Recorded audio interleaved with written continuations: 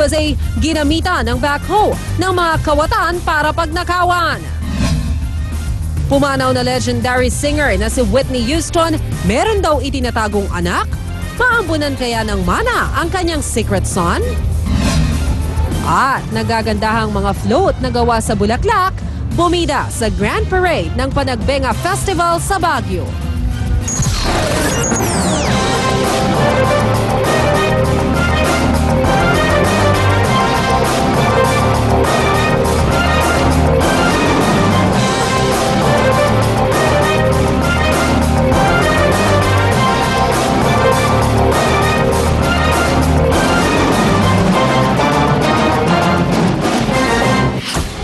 Pilipinas, magandang umaga. Ngayong 27 ng Pebrero 2012. Ang maaksyong balita. Simulan natin ang aksyon sa sunod-sunod na sunog na sumiklab sa Metro Manila at sa probinsya.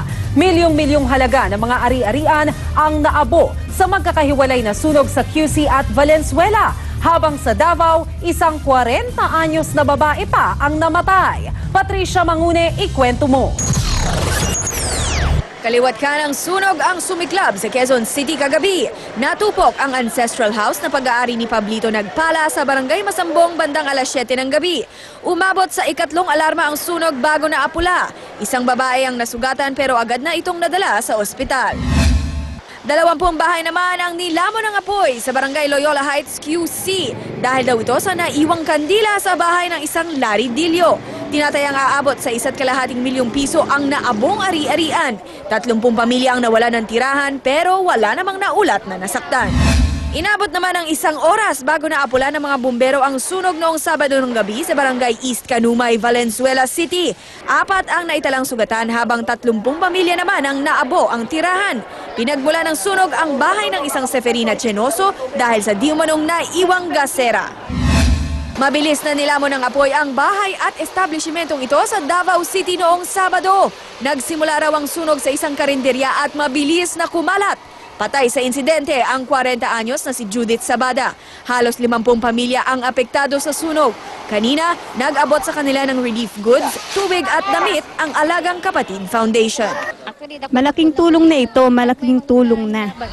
Patricia Mangune, News 5. Isa sa mga unang nakaalam ng pagkamatay ng law student na si Marvin Reglos ang kanyang kababata sa Isabela.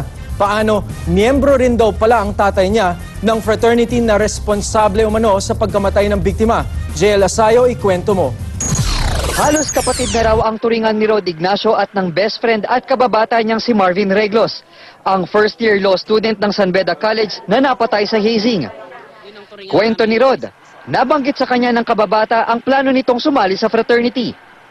Naniniwala raw kasi si Marvin na magagamit nito ang koneksyon ng frat pagka-graduate. Para yun sa pamilya niya para makatulong, para magkaroon siya ng magandang trabaho. Pero di raw inakala ni Rod na mauuwi sa trahedya ang pagsalin ni Marvin sa fraternity. Halos hindi raw siya makapaniwala nang malaman ang balita mula sa kanyang ama. Nalaman ko po ito Monday night when I'm on my way home. Pagdating ko sa bahay, sabi niya sa akin na disgrasya si Marvin. Ang tatay raw ni Rod na si Mang Rudy ang isa sa mga unang nakaalam sa nangyari. Nagkataon daw kasi na miyembro rin ito ng Lambda Rho Beta Fraternity, ang grupong responsable umano sa hazing. Sa kabila nito, nananawagan si Mang Rudy sa kanyang mga kabrad na sangkot na makipagtulungan sa investigasyon. Bilang ama, gusto ko rin may managot talaga dahil hindi naman normal yung nangyari. Plano na rin ang parokya ng hometown ni Marvin na magpadala ng letter of appeal sa San Beda College para seryosohin ng eskwelahan ang pakikipagtulungan sa investigasyon ng kaso ni Marvin. Si Senator Tito Soto naman, nagpanukala ng amyendahan ang RA 8049 o anti-hazing law. I think it has gotten from bad to worse. Okay. No, the situation of hazing and with the fraternities. And not only in the fraternities, these hazing incidents have been happening for years. In the Philippine National Police, in the Armed Forces of the Philippines, di ba? Yes, so, it's about time Sa ilalim ng panukala ni Soto, iaangat sa reklusyon perpetua o habang buhay na pagkabilanggo ang parusa sa mga masasangkot sa hazing. JL Asayo, News 5. 400 universidad at kolehiyo ang nagbabalak daw na magtaas ng matrikula sa susunod na pasukan. Ayon sa National Union of Students of the Philippines, 10 hanggang 15% ang hinihirit na tuition hike ng ilang eskwelahan. Kabilang daw dito ang UST, UE, FEU at De La Salle University. Sa datos ng Commission on Higher Education, higit 80% ng mga estudyante ang nag-drop out noong 2011 dahil sa taas ng matrikula. May payo ang Labor Department sa mga graduating students na sasabak sa job hunting. Iingat daw sa mga illegal recruiter at placement agencies. Sabi ni Labor Secretary Rosalinda Baldos, sa panahong ito, naglilipa na ang mga nag-aalok ng peke at illegal na trabaho. Kaya para makasigurado, i-double check daw sa regional at field offices ng DOLE kung legal nga ba ang pag-a-applyan nilang trabaho. Pwede rin daw mag-check sa website ng kanilang Bureau of Local Employment. Pero para 100% sure, mag-job hunting na lang sa mga job fair na accredited ng DOLE. Sumabak sa marathon ang may 1,500 atenista sa loob ng kanilang campus. Target nila na makalikom ng pondo para sa isang feeding program. Makikinabang daw dito ang 4,000 malnourished na estudyante sa 4 na public schools sa Commonwealth, Quezon City. Pagtakbo rin sa QC Circle ang gimmick, ang ilang public school teachers. Apela naman nila dagdagan ng 7,000 piso ang 17,000 pesos na sweldo nila kada buwan. Hindi na raw kasi sapat ang kanilang mga sahod sa kanilang pangangailangan sa laki ng tax at mga kinakaltas sa kanila. Pabonggahan at kanya-kanyang gimmick ang mga float na umarangkada sa Panagbenga Festival sa Baguio kanina.